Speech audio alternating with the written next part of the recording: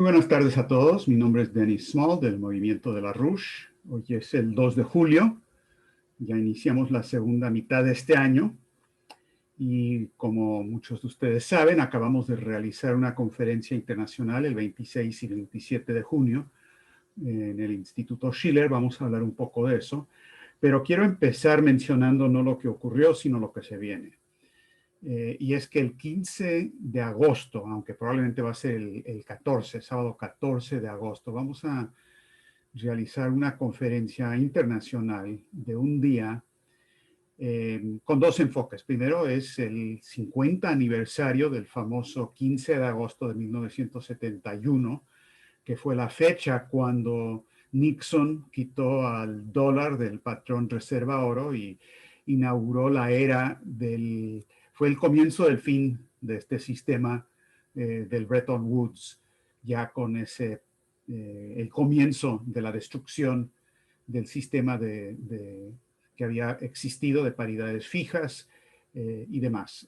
Es una fecha extremadamente importante. También es muy importante por el hecho de que es exactamente lo que Lyndon LaRouche pronosticó hace 50 años cuando esto ocurrió, y a lo largo de 5 décadas, hasta su muerte a principios del 2019, usando el método de LaRouche, que es el método de Leibniz, el método de Hamilton, de la ciencia de la economía física. Los pronósticos de LaRouche han sido singularmente certeros, no simplemente para pronosticar y decir lo que va a pasar, pero con la idea de cambiar lo que va a pasar, con la idea de las acciones requeridas para cambiar lo que de otra forma es una trayectoria desastrosa del sistema financiero actual.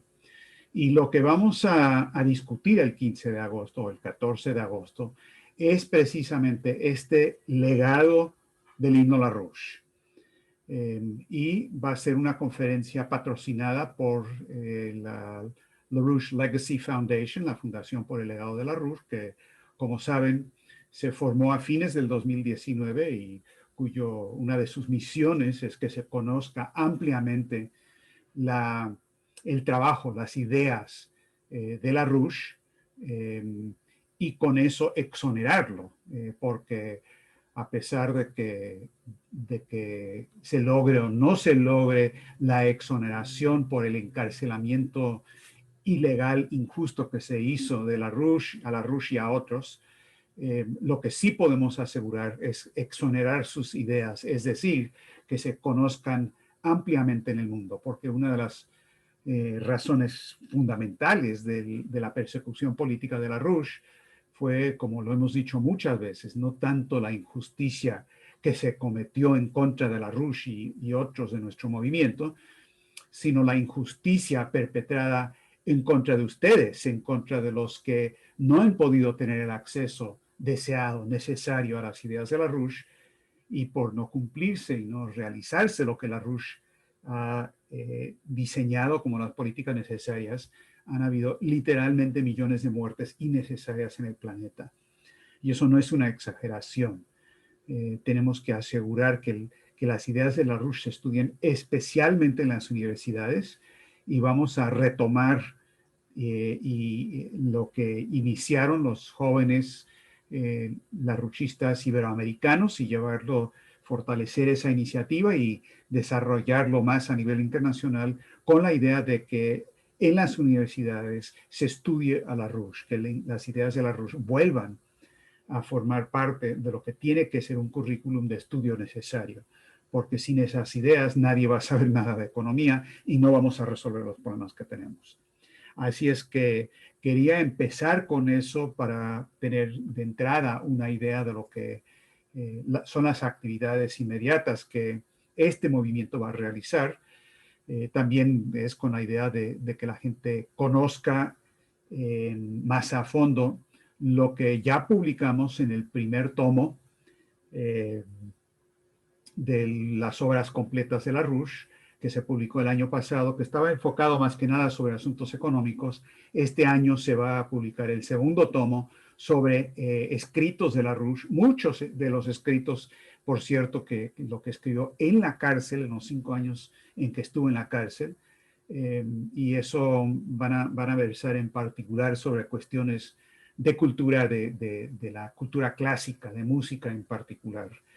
Y además, que la gente sepa que antes de que cierre este año, la idea es presentarle al público el primer paso públicamente de lo que se va a conocer como la Biblioteca Larouche, es decir, un archivo digital en línea accesible a todo el mundo que tarde o temprano, más temprano que tarde, pero pronto va a contener todos los escritos de Larouche, todos los videos de Larouche. Y vamos a empezar con una buena parte de eso antes de que cierre el año y luego vamos a continuar obviamente en los meses y años venideros. Al inicio necesariamente tiene que ser en inglés nada más, pero la misión, la idea es eventualmente poder también sacar cosas en otros idiomas, en este caso obviamente en español. Bueno, eso para enfocar dos cosas. Primero, lo que estamos haciendo y las cuestiones más decisivas de lo que se viene en las actividades que vamos a realizar. Y segundo, enfatizar el aspecto de cómo la intersección, cómo se conectan las ideas científicamente válidas para cambiar el universo que nos rodea con la crisis que ocurre en el sistema existente. Es decir, la manera en que las ideas cambian la historia. Porque esta es la respuesta a la pregunta fundamental: ¿qué tenemos que hacer? ¿Qué podemos hacer para salvar al mundo de los peligros de la crisis existencial que estamos padeciendo en cuanto a una posible guerra nuclear, en cuanto a la cuestión económica y financiera, en cuanto a la pandemia, en cuanto a la política verde loca que va a resultar si es que se aplica en apagones por todos lados, apagones que van a significar la muerte de gente, no apagones en el sentido de que no va a haber luz de las 2 de la mañana a las 3 de la mañana. No, no, estamos hablando de apagones que van a apagar la industria, apagar la economía productiva. Entonces, creo que es útil remontarnos a la idea que presentó Larouche en un escrito suyo de 1989, es decir, es un libro que escribió en la cárcel, que se llama En defensa del sentido común. Esta es una cita introductoria de Larouche que también leí al comienzo de mi ponencia en la última conferencia, pero quiero repetir esto hoy porque creo que es la manera de abordar la discusión estratégica de la semana. Larouche dijo lo siguiente: se rescata del mar a un nadador momentos antes de menguar fatalmente su fuerza. Esto es supervivencia momentánea. ¿Es este un paradigma para la supervivencia exitosa de una sociedad entera? ¿Cómo debemos distinguir entre supervivencia meramente momentánea y supervivencia duradera? Y luego, párrafos más adelante, Larouche explica y resuelve esa pregunta. Dice: el momento elegido del nadador sirve como momento de partida para un viaje continuo hacia el futuro. Consideremos ese viaje hacia el futuro como si fuera una especie de función continua de la física matemática. Continuamente, las causas generan efectos y los efectos tienen relación causal con efectos subsecuentes. Esta función se expresa en términos de aumento o disminución de una magnitud llamada densidad demográfica potencial. Esta no es una función continua de tipo ordinario o lineal, es alineal, pero no por ello deja de ser una función eficientemente continua en términos de referencia experimentales. Cierra comillas. Ahora, con eso en mente, en cuanto a nuestra métrica y la manera de abordar la situación estratégica, veamos la situación que tenemos. Hace 2 semanas, la semana pasada no nos reunimos por la conferencia, pero hace 2 semanas aproximadamente ocurrió la cumbre entre Putin y Biden, que en ese momento dijimos que era un paso importante, un pasito importante al costado que nos abría la posibilidad de un cambio más duradero. Es decir, era un momento en que, bueno, no se había ahogado, por lo menos el nadador, no habíamos pasado por lo que estaba ocurriendo y sigue ocurriendo en el Mar Negro a una confrontación militar entre Estados Unidos y Rusia, por ejemplo, o China. Pero no por eso se había resuelto la situación estratégica. No fue una solución de supervivencia duradera, sino momentánea, que es lo que se requiere para la supervivencia duradera.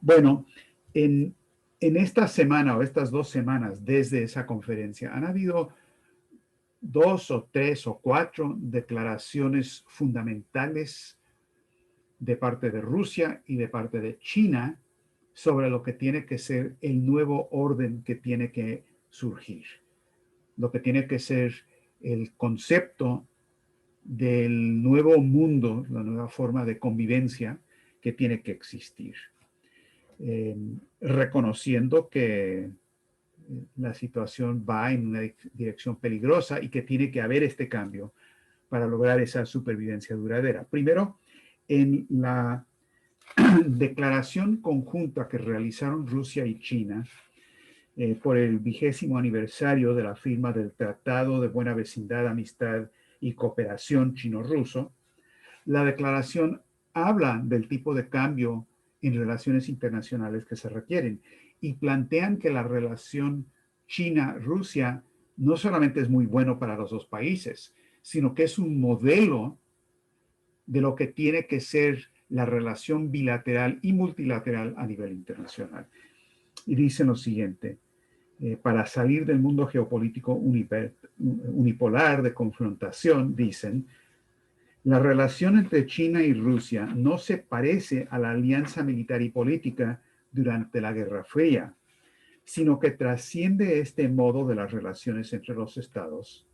No busca la conveniencia, no es ideológica, considera íntegramente los intereses de cada cual, no interfiere en sus asuntos internos, tiene un valor independiente y no tiene como objetivo un enemigo. Y luego pasa a decir que se basa en la cooperación económica mutuamente beneficiosa entre la iniciativa de la Franja y la Ruta, con China a la cabeza, y la Unión Económica Euroasiática, con Rusia a la cabeza. Ahora, esta no es una declaración diplomática cualquiera, es una declaración de principio sobre lo que tiene que ser el mundo venidero. Putin acababa de decir que él ve en Estados Unidos un país que va de la misma manera en que ocurrió con la Unión Soviética, va camino, alegremente dice, camino a su propia autodestrucción, a su propio hundimiento, y que tiene que haber una solución a esto. Ahora, además de esta declaración conjunta, el mismo presidente Putin en 2 ocasiones diferentes en esta semana que pasó, las 2 semanas que pasaron, habló de que hay una pelea claramente dentro de Estados Unidos. Y lo dice abiertamente, por si acaso la gente no pensaba que Putin tenía el ojo puesto en lo que pasa dentro de Estados Unidos y la situación faccional. Él lo dijo muy claramente inmediatamente después de la cumbre con Biden, el 16 de junio. Putin dijo lo siguiente: en cuanto a las sanciones y las restricciones económicas, siempre he señalado que no estamos informados sobre el ambiente político nacional y la correlación de fuerzas en Estados Unidos. Dice, o más bien, lo conocemos, pero no podemos comprender estos acontecimientos plenamente. Algunas fuerzas se oponen a mejorar las relaciones con Rusia y otras lo respaldan. No puedo decir cuál de las dos va a ganar. Entonces, esto es un retrato hablado de lo que estamos haciendo nosotros en el movimiento de la Rouge para cambiar la situación. Putin dice, hay una pelea en Estados Unidos, no sabemos dónde va a terminar.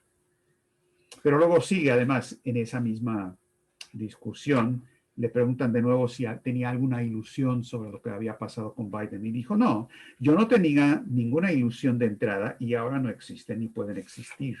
No sabemos lo que se cocina dentro de la oposición política estadounidense. Hay quienes proponen mejorar las relaciones dentro de Estados Unidos y quienes se oponen. ¿Quién va a predominar? No sabemos. Cierra comillas. Entonces, como dicen, más claro no canta el gallo en cuanto a la manera en que Rusia está mirando estratégicamente hacia lo que pasa internamente en Estados Unidos para ver qué política va a salir adelante. Ahora, pero no fue ahí nada más, no fue nada más el 16 de junio, sino que también ocurrió algo parecido en la conferencia, el diálogo anual que hace Putin. Esto fue ayer, sí, ayer, no, antier, el 30 de junio, el diálogo anual que hace con la población de Rusia. Le envían más de 2 millones de preguntas, él responde a 70 en 3 horas y pico. Y habló de todo ahí. Es un diálogo muy interesante, vale la pena leerlo. Pero comentando sobre las relaciones con Estados Unidos, dijo lo siguiente. Yo sí tengo esperanza en que se está reconociendo que el mundo está cambiando y que en este mundo cambiante habrá un replanteamiento de las propias prioridades e intereses y que esto lleve a que el orden mundial sea más favorable en nuestras relaciones, incluso con Estados Unidos, y que vuelvan a la normalidad, dijo el presidente Putin. Ahora, y después sigue y dice, el mundo está cambiando drásticamente. Escuchen bien lo que está diciendo Putin, porque es lo que orienta lo que ellos están haciendo en esta situación donde la relación Estados Unidos-Rusia es tan fundamental a todo el cuadro estratégico. Dice, el mundo está cambiando drásticamente y nuestros socios en Estados Unidos, por un lado, lo entienden y por eso se celebró la reunión de Ginebra. Por otro lado, buscan preservar su posición de monopolio a cualquier precio y el comportamiento destructivo ulterior con ejercicios, provocaciones y sanciones es el resultado de esto. El periodo del mundo unipolar ya desapareció y hay que partir del hecho de que el mundo está cambiando y está cambiando muy rápidamente. Ahora, esto nos da una idea de la manera en que Rusia está mirando el cuadro estratégico en condiciones de preguerra, literalmente, especialmente lo que está pasando en el Mar Negro. Ahorita regreso a eso. Pero en medio de toda esta discusión, la cumbre con Biden, los planteamientos con China, las discusiones de Putin en cuanto a que quieren ver que salga algo positivo de Estados Unidos, especialmente en cuanto a las relaciones con Rusia. En medio de todo esto, ocurrió lo siguiente, se realiza la conferencia del Instituto Schiller y el sábado en la conferencia habla el director general del RIAC, del Consejo de Relaciones Internacionales, de Asuntos Internacionales de Rusia. Ahora, el RIAC es un grupo de peritos, un think tank oficial de la Cancillería, de la Secretaría de Relaciones Exteriores de Rusia. Este señor es el director general. El presidente de este RIAC es Igor Ivanov, que se acordarán hace 4 semanas había dicho que hay que asegurar que no debe haber nunca una guerra nuclear porque nadie puede ganar. Y forma parte de esta agrupación que estaba proponiendo una solución pacífica. El jefe del grupo de asesores del RIAC es el canciller Lavrov. Es decir, este es un grupo oficial. Por cierto, un miembro internacional de los estudiosos de este grupo que forma parte del equipo de peritos es Harley Schlanger, miembro de nuestra organización. Todo el mundo lo conoce muy bien por sus informes diarios, porque participa mucho en nuestras conferencias, pero en esta ocasión fue el mismo Kortunov. Obviamente él no va a reuniones donde no le dan cierto permiso para ir. No sé más que eso, pero pero lo que sí sé es lo que dijo. Quizás ustedes se acordarán que antes de la conferencia yo les había recordado que Kortunov participó hace como 1 año y medio en otra conferencia nuestra, y aunque respaldó la idea de una reunión del grupo de las cinco potencias nucleares de Naciones Unidas, en esa ocasión él y Helga entraron a una discusión pública de si esa reunión de P5 debería abordar cuestiones más de fondo de la relación o, que es lo que decía Helga, o si se tenía que limitar nada más al tema de armas y asuntos estratégicos, porque paso a paso, decía Kortunov. En esta ocasión, en su planteamiento introductorio, aún antes de la discusión, Kortunov dijo lo siguiente: si estamos pensando sobre un verdadero cambio en la relación, es decir, la relación con Estados Unidos, este cambio no ocurrirá sin nuevas ideas innovadoras que van más allá de la sabiduría convencional. Espero que conferencias como esta en que participamos hoy puedan contribuir a ir más allá de la sabiduría convencional para pensar en maneras más creativas, más inortodoxas de arreglar las relaciones Estados Unidos-Rusia, pero también problemas más generales de gestión global que todos debemos abordar hoy. Y luego dice, supongo que esta es una tarea para los intelectuales, los think tanks, los que forman opiniones, porque lo más probable es que los establishments políticos sean conservadores y resistentes a las ideas nuevas. Así que realmente depende de la sociedad civil ser capaz de generar nuevas ideas y presentar estas ideas nuevas de una manera convincente para así ganar más público y más gente receptiva que escuche en varias partes del mundo. No veo que haya otra manera.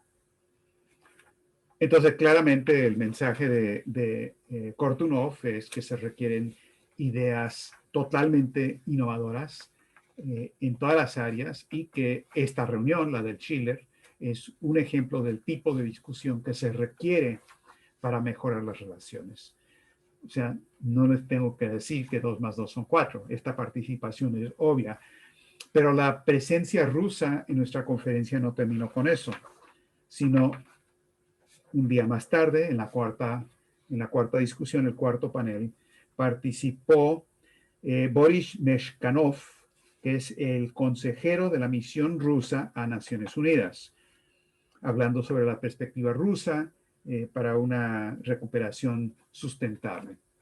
Y entre las muchas cosas interesantes que dijo Meshkanov es lo siguiente. Dijo que, bueno, Rusia respalda una alianza informal de estados que defienden la Carta de Naciones Unidas y los principios permanentes de la comunicación entre los estados, o sea, la igualdad entre estados soberanos, la no interferencia en sus asuntos internos, el derecho de todos los pueblos por definir su propio futuro, el no uso de la fuerza y la amenaza de la fuerza y resolución política de todas las disputas. Y luego dice lo siguiente, cita textual: hay que reconocer en esta conferencia que estos principios, o sea, los principios de Rusia, tienen mucho en común con la doctrina que el señor Lyndon LaRouche presentó en 1984 como parte de su memorándum, su borrador de memorándum que presentó de un acuerdo entre Estados Unidos y Rusia. Y luego dice, esta es otra demostración que la ciencia y las soluciones políticas pragmáticas no están sujetas al espacio y el tiempo, a las limitaciones del espacio y del tiempo, sino que reflejan la lógica de la historia y que nos promueven destacados dirigentes intelectuales en todas las generaciones. Y luego dicen, por si alguien no había entendido lo que dijo, esperemos, por lo tanto, que otros de los pronósticos del señor LaRouche se cumpla. Y ese pronóstico propuesta de LaRouche es que se realice una cumbre entre las 4 grandes potencias. Por el momento, dice, asumiendo la responsabilidad que tienen como miembros fundadores de las Naciones Unidas, Rusia ha sugerido que se realice una cumbre de los 5 miembros permanentes del Consejo de Seguridad de las Naciones Unidas. Cierra comillas. Entonces, quería realmente documentar y citar y demostrar este aspecto, no porque sea el único, porque hubo muchos aspectos realmente fundamentales de lo que pasó en la conferencia, pero este aspecto estratégico es decisivo. El embajador ruso en Naciones Unidas, Nevencia, anunció que las discusiones van a empezar ya en julio entre Rusia y Estados Unidos. Sullivan, del Consejo de Seguridad Nacional, el embajador Sullivan, porque los dos son Sullivan, se reunió con Ryabkov, el viceministro ruso de Relaciones Exteriores.